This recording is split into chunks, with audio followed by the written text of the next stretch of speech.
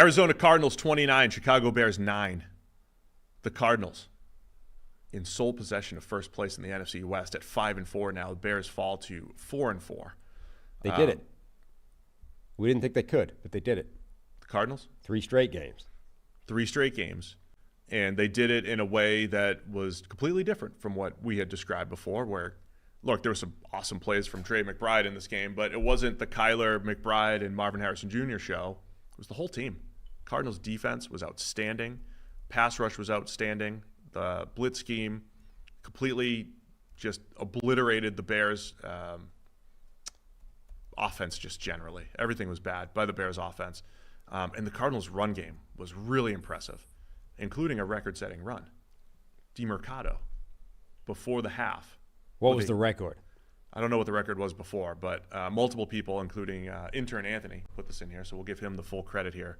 I believe it was from Elias.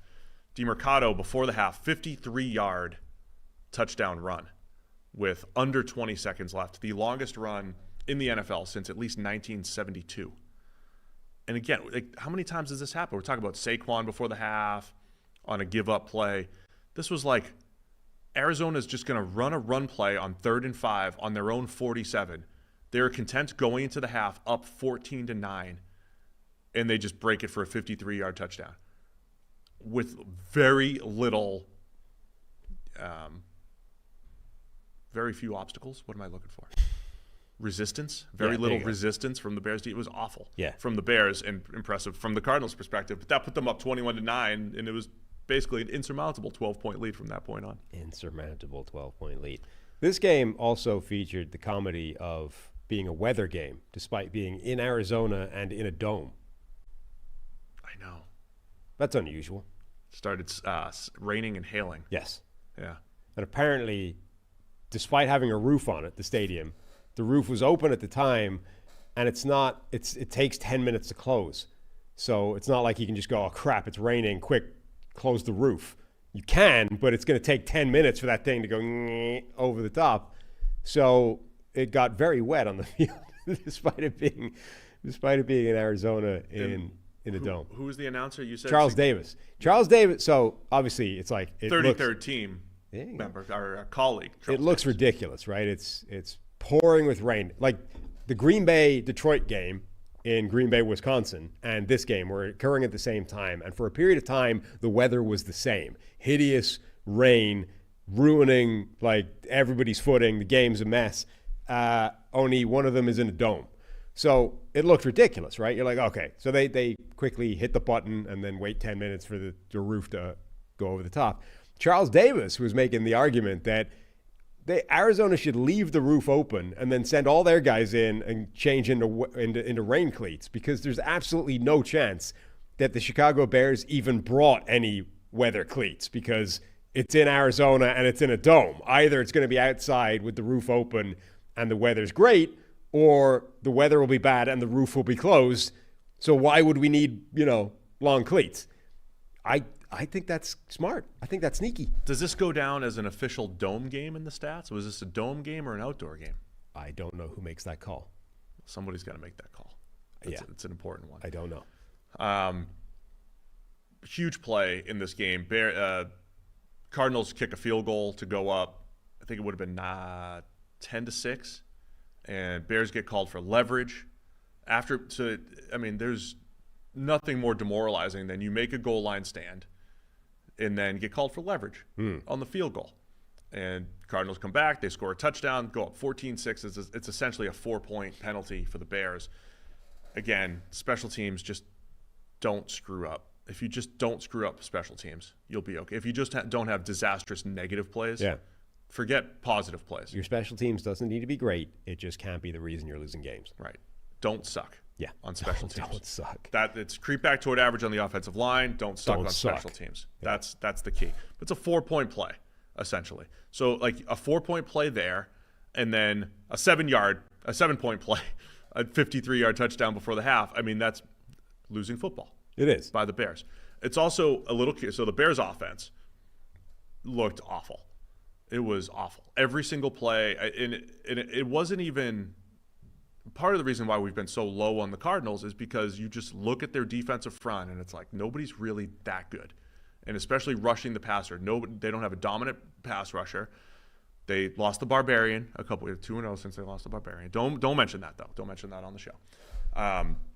They don't have good man-for-man pass rushers. Well, they're the new no-name defense because the Barbarian was the only name. It's the only name. People only know him for his nickname. But he's inspiring them from afar. Yes. Which is why they hit Well, they're doing it for the Barbarian. He's so good. In his absence, they decided we're going to sack Caleb Williams 6 times like for the Barbarian. Win one for the Gipper. Yes. Win all of them for the Barbarian. That's where he's inspiring this defense. I've never seen this before, but do you know how many players on the Cardinals defense, according to PFF currently, had multiple pressures?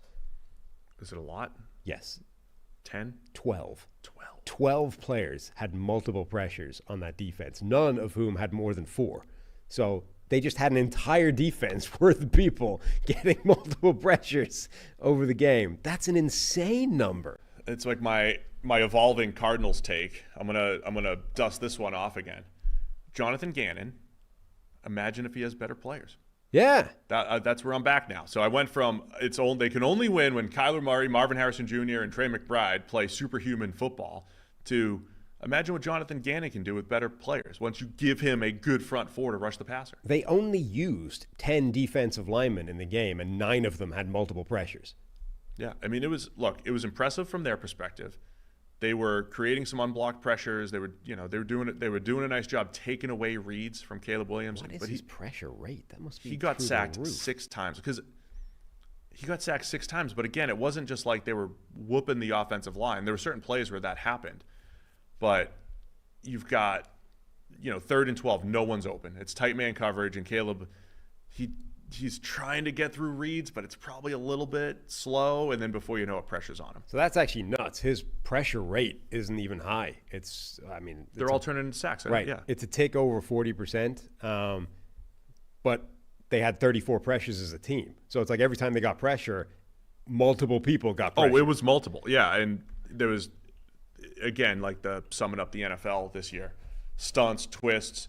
The number of times where it's like the guards and tackles, and you had, backup left tackle in there for the Bears and everything. The number of times that they just screwed up communication on stunts and twists was awful. Then you have Caleb Williams when he maybe could have checked down or ripped a seam on a play, and he just scrambles into a sack. There's another one where he wants to hit Cole Kmet. I'm just looking at all the sacks for Caleb Williams. He wants to hit Cole Kmet over the middle, but the timing, the spacing on the routes was awful. He's coming open, but like a second late because he's on top of another receiver, and then 3 linemen lose their blocks on the same play. I mean, it's just a combination of credit to the Cardinals. I want to give credit to the Cardinals properly because I haven't given them a ton of credit this year. Credit to them. But the Bears, since their bye week, the offense has taken a step back, and it looks terrible. Yeah, it does. It's not where it needs to be, honestly. Sometimes the disconnect between the sort of sum of the individual parts and the overall performance of the unit in both directions, I think the difference is generally coaching.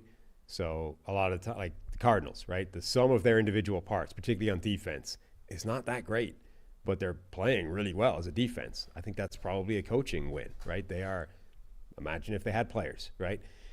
The opposite is true when actually you look and the individual players are not grading that badly at PFF. The talent is there, and yet the unit stinks. That's also probably coaching. Yeah. You're saying from Arizona's perspective here. I'm saying from Arizona's perspective, they're overachieving, and I think the difference is coaching. They are coached beyond the sum of the parts. Yes, From Chicago's offensive point of view, I believe the same thing is true, that they are underachieving relative to the talent level, and that's also a coaching issue. Yeah, I agree. Yesterday there was not a lot of in-rhythm, hit the top of your drop and chuck it passes.